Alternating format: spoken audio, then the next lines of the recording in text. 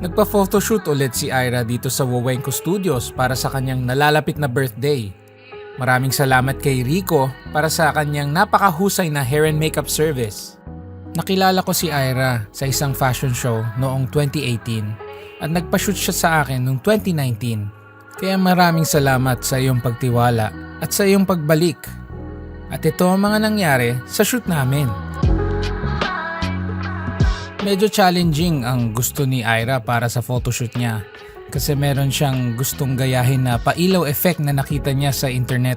At syempre, ginawa naman namin para sa kanya. Gamit lang ang kung anong meron kami dito sa studio.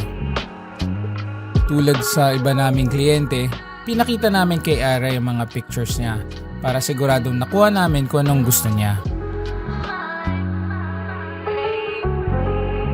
Magpa-shoot na rin kayo dito sa Wawenko Studios.